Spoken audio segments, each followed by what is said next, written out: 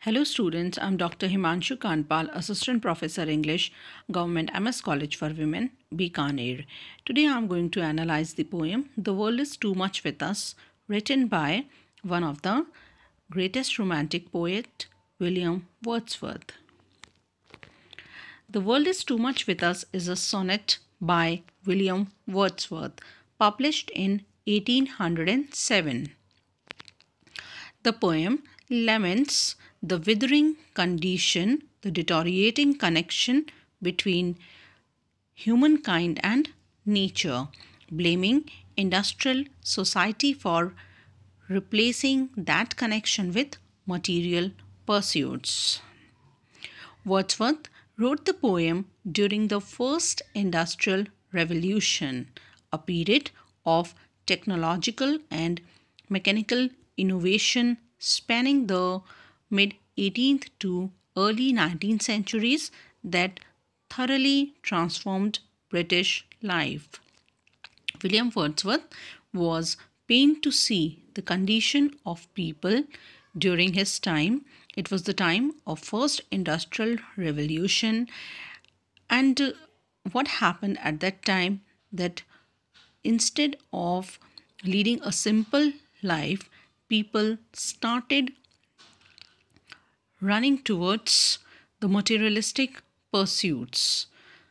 The poem presents Wordsworth's discontent. He was dissatisfied over the loss of nature caused by the rat race of mankind for material comforts.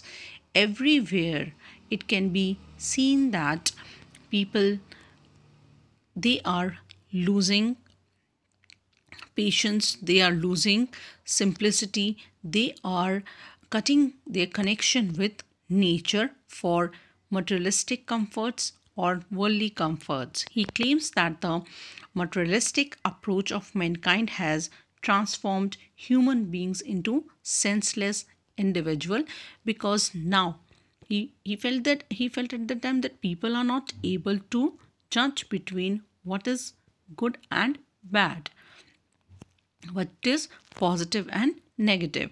He further adds that humans do not realize their loss as they are obsessed with money, power, and possessions and fail to perceive beauty in nature. So, Wordsworth is the high priest of nature. His attitude towards nature is very peculiar and novel. The poetry of nature reaches its high watermark in him. We can see no other poet has surrendered himself so completely to the spell that nature cast upon the human mind. Wordsworth is the greatest poet of the country and of natural life, and when he saw that people during his time, they were running after the materialistic pursuits, he was saddened by the condition of the people. Wordsworth, in his dealings with nature, portrays nature with loving care and precision of an artist, but also perceives a spirit that informs nature. He further adds that humans do not realize their loss as they are obsessed with money, power, and possessions and fail to perceive beauty in nature. By discussing the pristine glory of natural object, he shows that people are missing these delights in the race of the artificial. He swears that he would rather be a poor pagan. Pagan is a person who does not believe in any of the chief religions of the world, connected with the natural order, rather than a rich man alienated or distanced from its bliss. He considers nature as blessing. He wants to see and hear the Greek gods and feels less forlorn.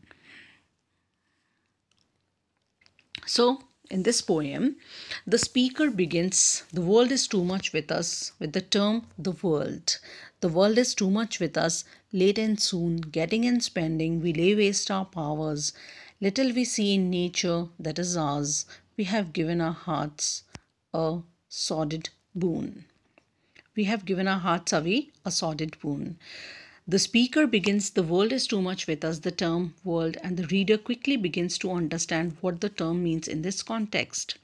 He is talking about the worldly cares and concerns such as money, possessions, and power. And he concludes that it is too much with us, meaning that we care far too much about these worldly things. He gives more depth of thought to the idea when he suggests that by using our time, mind, and energy in getting and spending, that we lay waste our powers. In other words, people have powers beyond that which they have tapped into because they are so busy getting and spending. They are tied up in their greed for money, and their time is accounted for by their actions of getting money, spending money, and caring for their possessions. Little we see in nature that is ours. We have given our hearts away a sordid wound. Sordid wound means it is a shameful act. It is a He believes that money and worldly possessions are far more important to people than they should be. He continues further. He continues in the further lines. The speaker contrasts nature with the world. He reveals that while people spend their time in acquiring worldly possession, the true beauty of earth cannot be owned. He reveals that very few things that people see in nature actually belong to them. He then laments, "We have given our hearts away." He believes that where we should enjoy nature, though it is not ours to own. Instead, we are filled with greed and we acquire wealth and worldly possessions rather than enjoying nature, rather than enjoying the company of nature. The speaker then continues by describing the beauties of nature that people are missing out on by being so caught up in the want for money and possessions. In the next line, he says that the sea that bears her bosom to the moon, the winds that will be howling at all hours, and are up gathered now like sleeping flowers, for everything we are out of tune. He describes the sea and the wind and the flowers. His description of these parts of nature use personification to help the reader to connect with each description. The sea bears her bosom to the moon, which suggests an intimacy between the moon and the sea. The winds howl. This wailing sound. This gives the wind human emotion. This wailing sound gives the wind human emotion. The flowers sleep. Again, the use of personification. Giving these parts of nature human attributes helps the reader to feel this connection with nature. It paints a picture of nature and allows the reader to understand what he is missing out on being by caught up in worldly possessions and greed. Finally, the speaker explains that we are out of tune. For everything, we are out of tune. It moves us not. The beautiful aspects of nature moves us not because we are so caught up in worldly wealth. Here the speaker swears an oath that he would hear the speakers in the next lines. The speaker says that, "Great God, I'd rather be a pagan, suckle in a creed outworn." He would rather be a poor pagan than be so distracted by worldly wealth so as to render himself unable to enjoy the true beauties of God. Great God. I'd rather be a pagan suckled to feed in a creed outworn. Creed outworn, it means I would like to be outdated in my beliefs. But he feels that if he could be a pagan, one pagan is a person who does not believe in any of the chief religions of the world. He would be happily enjoy the beauties of nature and would not connect himself to anything uh, that is related to worldly life. He appeals to God and even exclaims that he would rather be a pagan than out of touch with nature. Further the speaker says that so might I, standing on this pleasantly on this grassy land, have glimpses that would make me less forlorn, have sight of Proteus rising from the sea, or hear old Triton blow his reed horn. These are the Proteus and the Triton. These are the two characters he's talking about, from taken from Greek mythology. Proteus is the prophetic man of the sea, son of Oceanus and Tethys. Triton is son of Poseidon and Amphitrite, half man, half fish. He sounded his conch shell to claim the stormy waves. He would he would have glimpses. In the final lines, the speaker reveals that if he were a poor pagan, he would have glimpses of nature that would give him joy and hope, or at least make him feel less forlorn. He would rather be poor and helpless and connected with nature than rich and powerful and alienated from it. In the final two lines, he refers to two pagan gods that is taken from Greek mythology. Proteus was thought to be able to tell the future, though he avoided doing so if he could. The speaker implies that had he been a pagan, perhaps he could imagine being in touch with Proteus, or at least catching a glimpse of him as he stares out across the sea. Triton was the pagan god that was said to be able to calm the waves of the sea. This implies that the speaker looks out at the sea, enjoying nature long enough to see Triton and Proteus. The speaker referred to these two pagan gods after he first appeals to God and swears that he would rather be a pagan than alienated from nature. Thus his love for nature was boundless. He holds early communion with the power that pervades and transcends nature. His knowledge of nature was unlimited. His descriptions of nature was very graphic and accurate and minute. In fact, he got the keenest eye of all the modern poets for what is deep and essential in nature.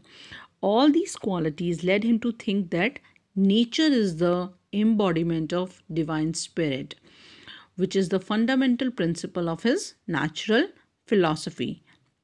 In other words, he feels that nature is greatest of all the teachers, and it is an instrument for spiritual communion, and through nature we may gain constantly in power, peace and happiness. This is all about the poem. World is too much with us. The analysis of some of the literary devices used in this poem is given below. Enjambment. What enjambment means? It is defined as a thought in a verse that does not come to an end at the line break. Rather, the thought rolls over to the next line. Great God, I'd rather be a pagan suckled in a creed outworn. This is an example of enjambment or run on lines. Second thing is personification. Personification is giving human human quality to inanimate objects. Personification is to attribute human characteristics or qualities to non-human or even inanimate object. The poet has used personification at several places in the poem, such as sea that bears her bosom to the moon, the winds that will be howling, and sleeping flowers. All these expressions make nature possess human qualities like yearning for love. Sea that bears her bosom to the moon.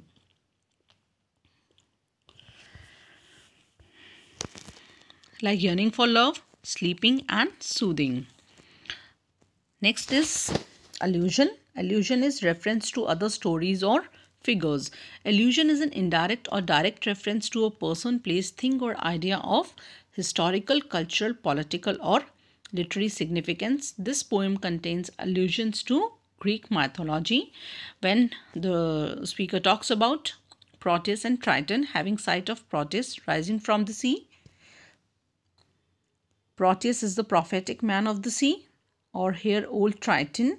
He is the son of Poseidon and Amphitrite, half man and half fish. Triton blew his red horn.